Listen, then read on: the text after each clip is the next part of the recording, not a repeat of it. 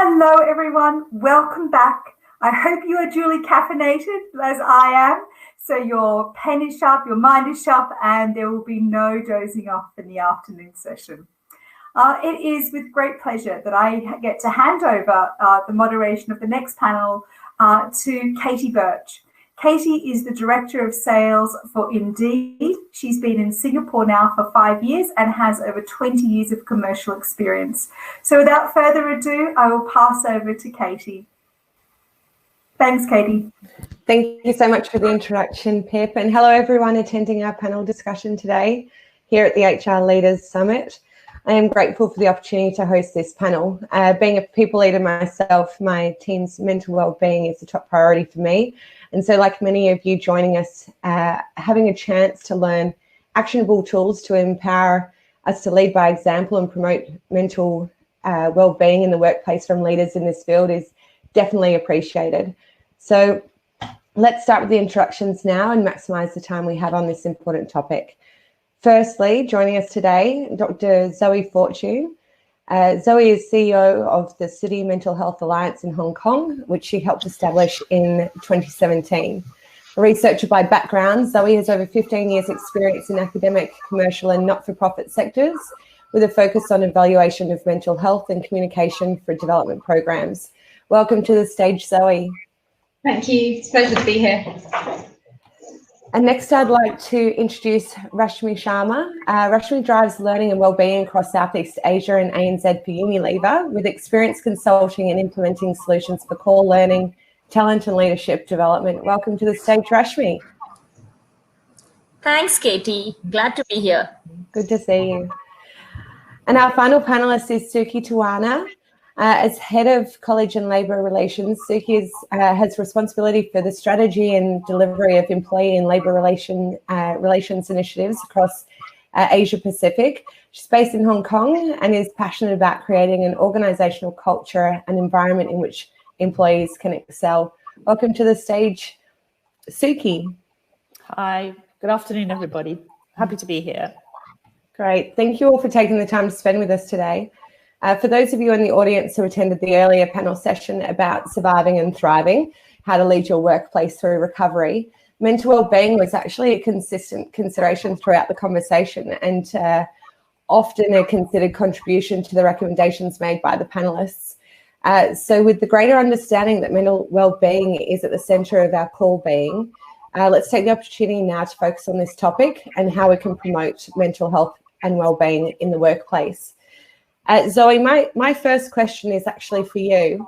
So research suggests loss of control and uncertainty negatively impacts employee mental health.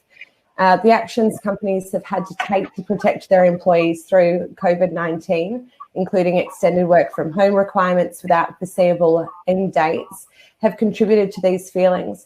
What recommendations can you share with leaders to combat this impact on their employees, empowering them with confidence? Thank you. And it's really great to hear that the topic of mental health and well-being has actually really come to the fore. And we know that, for example, the World Health Organization says that there is no health without mental health. It is integral to everything that we do. So it's really great to hear that everyone's focusing on this so much. And I think that, you know, there has been so much times of change. It's been unsettling for many. It's been very different experience throughout this whole COVID process. And many people have experienced it differently. Some people have had challenges in different ways. And I think it's really important to understand that actually everyone's experience is a little bit different, first of all. And that could be, you know, some people have been isolated, some people have been at home with 5 children trying to homeschool and work at the same time. So we need to take those things into account. And I think also earlier on today, we were hearing a lot about leaders. So let's just start with the leaders. And it is about the leaders, but I think it's also about important to recognize that there are roles and responsibilities at every level of an organization. So we need to truly embed change. So that could be leaders, it could be HR, it could be junior staff. And I think there are roles and responsibilities. If we're going to create change across every organization, then we need to empower people at every level of an organization to do that. And it's about giving them the confidence and ability to do that. So I think, you know, leading from the top, senior leaders, being conscious of those challenges, being aware of the needs of staff. It is about what we've heard about in terms of vulnerability, being open to questions, being able to communicate externally about what's going on. But I think it's also about, the way that we provide confidence and empower staff is to trust staff. If anything, this experiment that the world's been in has shown that working from home can work for a lot of people. Some people it doesn't work, but that we can trust staff and we can empower staff. And it is possible to allow people to have that flexibility where it allows. So it's about giving people that confidence and that autonomy to work in the way that's best for them within the realms of what's possible within a workplace. But, could there be policies that we can put in place to support different groups of staff? I think it's about communication. So communication, we've heard a lot about this, but there's a plethora of information out there right now. But what we need to hear is a clear, consistent message from senior management, providing that reassurance as well. We are, as an organisation, getting a lot of responses and an increase in requests for things like general mental health awareness, but also, I think, requests for training like resilience, and recognising that actually this is about supporting staff to be a little bit more resilient, providing that confidence. What skills do people need to re-enter the workforce as well? So it's about communication as well, checking in with others. And that's not just, regular meetings. We've all been zoomed out during this time, but I think it's also about those kind of water cooler moments, those little interpersonal interactions. And we know that we've got to know people on a different level. We've seen inside of living rooms and kitchens and met pets and children and all the rest of it. But it's about using that as a mechanism to get to know our teams better, get to know those around us better. So we know what keeps them well on a mental health perspective. And we know where their struggles are so that we can help support them through that as well. And then I think the other things are ensuring that we put in place strategies to support good mental health. And we know that there are things that support good mental health, like exercise, routine, keeping in touch with others. And so it's about ensuring that how do we create that healthy working environment? That's how we create confidence in our staff as well. Things like identification of stress points. How do we work together at every level of an organisation to destigmatise mental health and ensure resources are made available and that people feel okay to reach out and use those resources, whether that's training or whether that's other forms of communication, and ensuring that we can support staff with good mental health and what they can do at the level of prevention to look after themselves as well. These are the kind of things that are going to make people feel confident as they return to the workplace or as we enter a new normal or whatever a new normal looks like, and recognizing that we need to provide that flexibility, that autonomy, and empower staff to be able to do that going forward. Yeah, brilliant. Thank you, Zoe. I think I actually really appreciate your description of this experiment. And it's always interesting when we're talking about the new normal or the next normal, because it seems like everyone has to be really flexible at this point in time, especially to just take the next step or find the next way that's going to work for them. And obviously having that understanding and awareness of your own limitations or your own opportunity is really important to consider at the same time. Fantastic.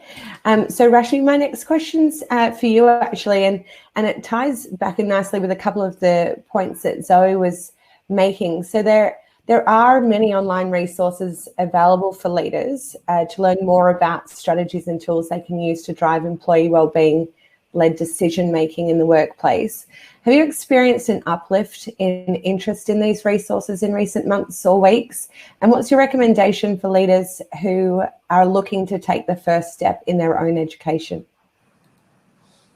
Oh, yeah, definitely, Katie. I think COVID crisis has also led to this urgency around this, and leaders are seeing now firsthand how they need to be aware about well-being and how that impacts performance. So we've seen a much more heightened activity across employees on our resources of well-being. So in the top 3 resources, which saw the biggest, I also lead digital learning for Unilever, Asia, and the biggest spike we saw was well-being was one of the top 3 pathways, where we tell people about things about how do you take care of your emotional health, how do you take care of others in your team or in your family. So I would definitely say this has come of age. And just yesterday I got off these series of calls where we're doing just leadership sessions on well-being. So I couldn't have imagined maybe a year back saying 90 minutes dedicated for top 100 leaders of the country, talking about well-being, understanding how do you show yourself, understanding how do you sort of take care of your focus and stress. So this has definitely come of age. And I think what has also helped is the overwhelming data around well-being and employees feeling not optimistic, and that has made that leadership shift. I think to your second question, I feel like in terms of there are tons of resources online on resilience, mindfulness, which are all great places to start. So how do you take care of your physical well-being, mental well-being, as Zoe mentioned, resilience. So these are all great starting points, and leaders can look through this material. Just a tip, we have a clear resilience challenge going on, which is a 14-day resilience challenge, which is super simple. It takes you 5 or 10 minutes to do each activity and do it over 14 days. So you can go to Instagram, Facebook, anywhere on ClearSide, do it at any point of time. So that could be a good starting point just on the theory or a concept or experiencing that whole thing. But at the end of it, I do feel well-being is very personal. So I get energized by dancing and yoga and books. Somebody else might get energized by pottery and music. So I think the number one thing I would say to leaders is, if you want to educate yourself about well-being, educate yourself about your own self and your own well-being, right? So what energizes you, identify that and share that. And when you share that, and as Zoe mentioned, have those check-ins, well-being check-ins. And as you share that and you listen from your team, that'll give you a far better education about your own well-being and your team's well-being, which is much more relevant to them. And of course, the theories and the concepts help, but I think that would be more critical as per my experience. Yeah, you make a good point, and actually it's one of my favorite considerations. I think although none of us have been able to travel for quite some time, I think we all remember being on a plane and the attendants reminding us, in case of emergency, put your own mask on first before helping others, because if you don't help yourself, you won't be able to help others. And this is actually a case of emergency. The situation we found ourselves in was a case of emergency. So it's really important that everyone remembers to put their masks on first as leaders in their companies and their businesses, so that they can help others. Thanks so much, Rashmi. And actually, I just noticed that there is a comment in the event chat from Nikki at Glint, who is saying that they have some survey results showing that managers are experiencing burnout at a much higher rate than some of the individual contributors. Zoe and Rashmi, even Suki, from your experience or the data you have available to you, are you seeing that as well?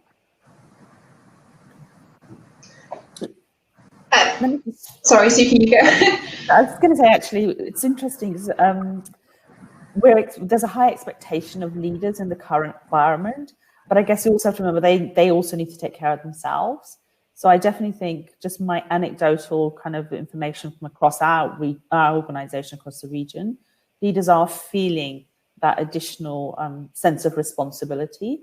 And I'm really conscious that when I speak to them myself, it's also reminding them, to Rashmi's point, about looking after themselves, because they're not going to be very impactful for their team if they're also not in a good state themselves. So yes, without actual data, anecdotally, I would echo that. Katie, I'd like to just build on that. See, we have to understand that because of COVID, the relationship between manager and employees is changing. Relationship between a manager and employee was earlier predicated on the fact that you come to work, I see you, I sort of supervise you, and in a sense, there was a lot of control as a part of this relationship.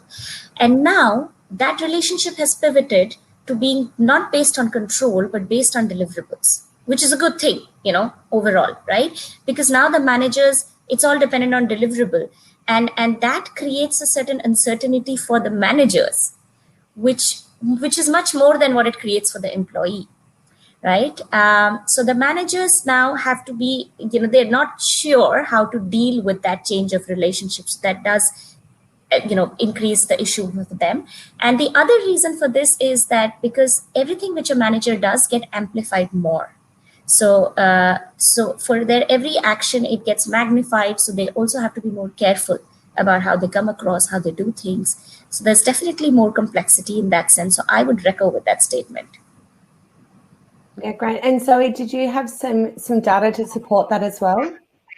Yeah, I was just going to say, so I think we also need to remember that this is unprecedented, right? No one was prepared for this. And so we are placing a lot of responsibility on our senior leaders, on our staff, on our managers, on everyone. And so I think it speaks to both of those points, that actually we've got changed work patterns across the board, and we are still expecting people to perform at a certain level. We're expecting managers to manage that process at a certain level. So actually, uncertainty, anxiety, all of those emotions, they are somewhat inevitable to a certain extent. So I think we need to allow ourselves to recognize that.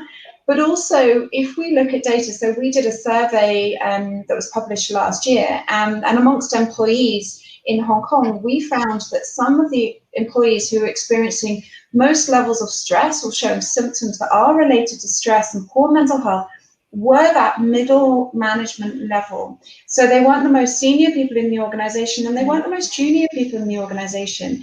And it was felt that some of the reasons for that were because they have a lot of pressures. Particularly at that age, you might have family pressures, you might have young children, you might have elderly parents, you might have financial concerns, you might be managing up, you might be managing down. And so there's a lot of pressure. It depends on life stages and things like that as well. But I think it does speak to the fact that actually there is a lot of stress at a certain level. And I think we also need to understand that this is an unprecedented time, and we also need to get better at supporting our staff at every level and being able to reflect and understand that everyone needs support. Because I think people are putting in place resources for mental health as well, and managers are checking in and saying, and how are you doing? But we also need to ensure that we look after them. Because if you are looking after other people, it can be hard on yourself as well. So we need to ensure that we are supporting those people. Yeah, definitely. And empowering them with the tools that they need to be able to answer, the requests for assistance from the teams that are approaching them. Absolutely. For sure. And so, Suki, my next question for you, a powerful concept for consideration is that culture is caught, not taught. I actually have that written up on the wall in our office, and unfortunately no one's there to see it right now, but we're still living and breathing it as much as we can. How do you think organizations can create a culture with mental well-being at the core to empower all employees to excel? Yeah. So it's just kind of building on some of what we heard now, is when I was listening to Zoe and Rashmi, I was thinking this whole environment has accelerated. It's accelerated a lot of things, including the relationships that leaders have with their team members.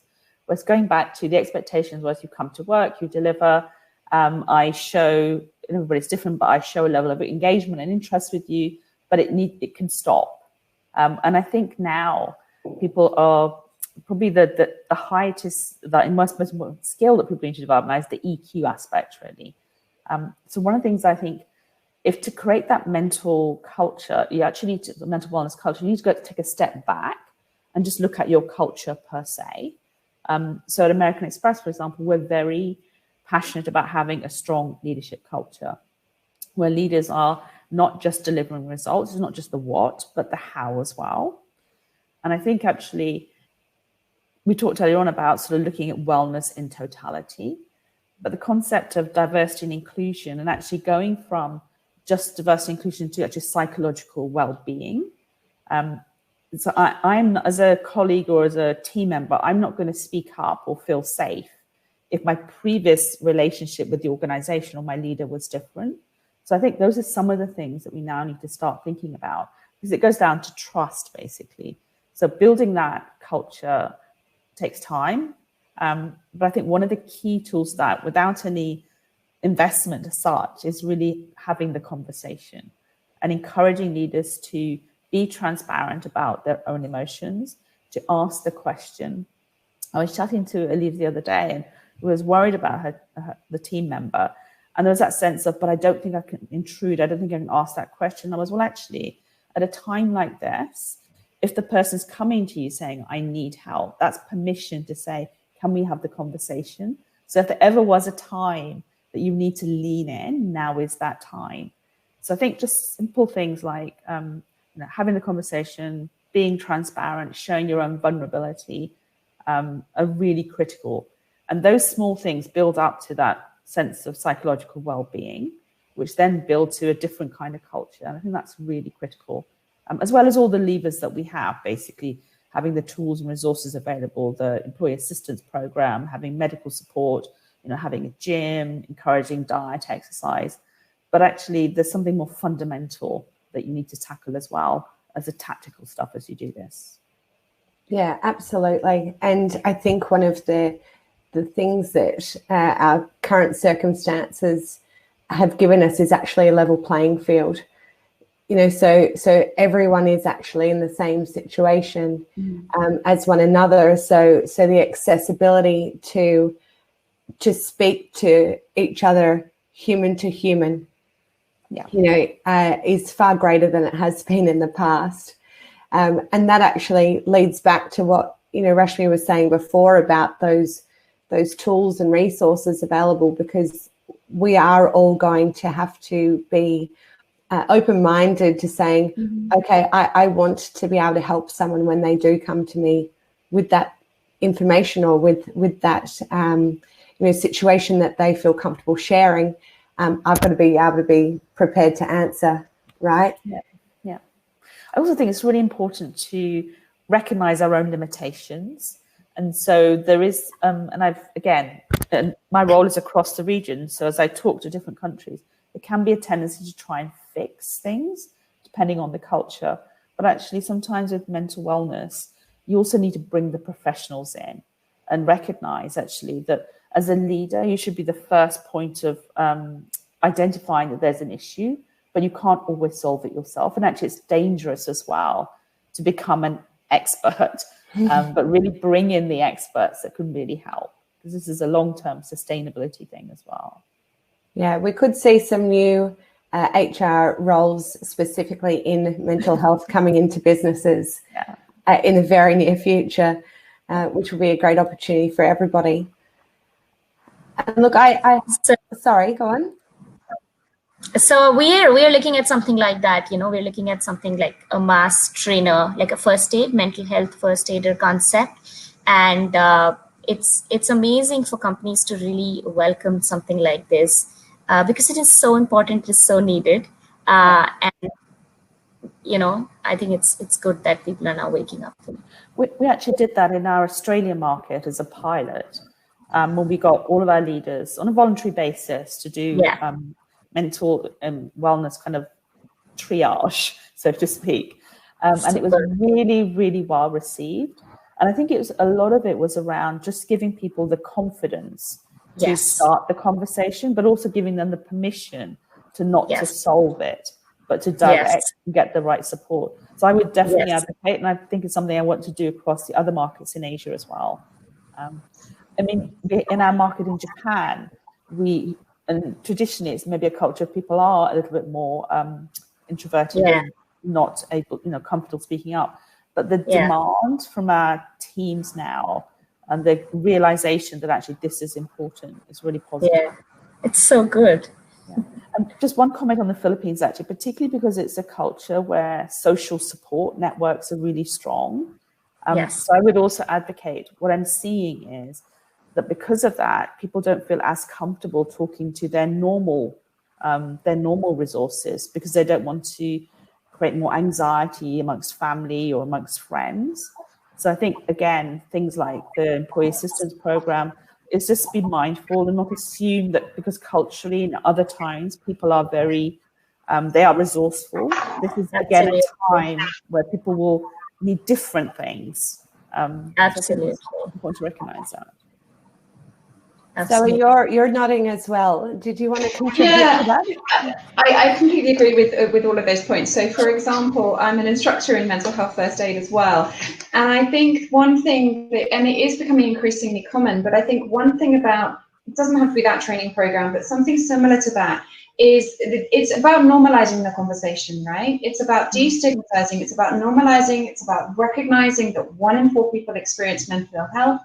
And, you know, if you're stressed, then perhaps these are factors that might be related to some of those things. But it's also about taking away the fear of that conversation. So those kind of trainings give people the little bit of skills and confidence to be able to speak to someone and know that actually they don't have to be a counsellor, but it's about being able to open that door, open up the conversation, and then be able to redirect to those other sources so that we can better use things like EAP, which is typically underused, so that we can get better use of those resources by creating a culture where we feel open and able to talk about it. And then we can best utilize all of these services and across the organization. Because the other thing I think is about, you know, change takes time within the culture of an organization. But for example, if you look at data from the UK, we know that graduates are looking at employee well-being within their recruitment and when they're choosing a company and selecting companies to work. So, you know, it is about the human case, but and it's about the business case, but maybe it's about making well-being and a good place to work the capital of how we want to recruit people and support those young people coming into the workplace so that they are not entering a workplace of fear, but they, you know, this conversation is open, and that's how we start to change culture and we start to create these environments where people feel safe and able to talk about this. Yeah, fantastic.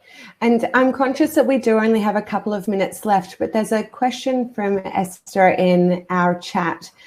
So I might just direct this one to Rashmi for your thoughts before we have to wrap up.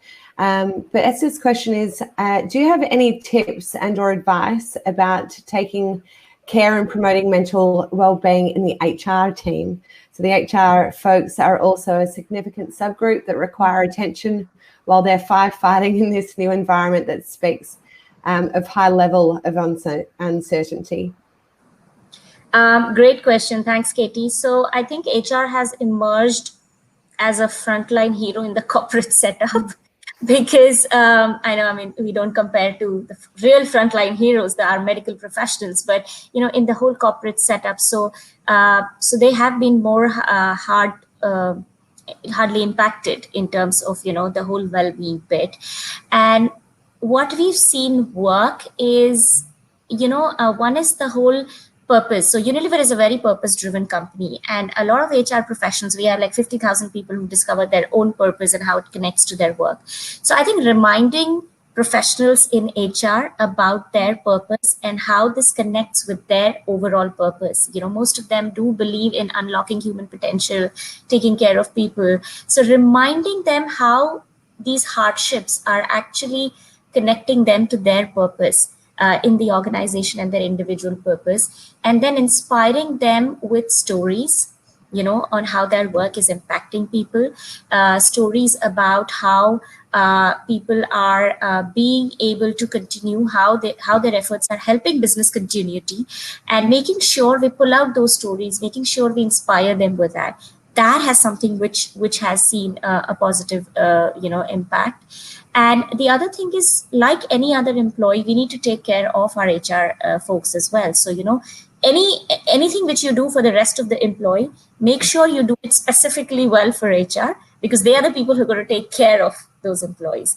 But I think it just boils down to energizing them, about inspiring them, the bigger picture around this. Yeah, that is a great tip. Yeah. Thank you. So we actually have, unfortunately, come to the end of our time. Thank you very much again, Zoe, Rashmi and Suki. I'm confident the insights and thoughts you've shared with us will support all of our leaders today with an opportunity to improve employee wellbeing in their workplaces. So thank you all, and thank you everyone again for joining us, and I hope you enjoy the rest of your day. Thank you. Thank you. Thank you, Katie and panel. Right, The last break of the day. Now, if you're thinking about running off and not coming back, then you are going to miss a fantastic session, because at 3:30 we will be hearing from Stephen Yong, who is the Chief Administration Officer of Human Resources APAC with HSBC. And I know he'll be talking about a topic that is important to us all, telling stories through real-time data. So in the meantime, grab a tea or coffee, check out the expo on the link on the left, and I'll see you back here at 3:30 for Stephen's presentation.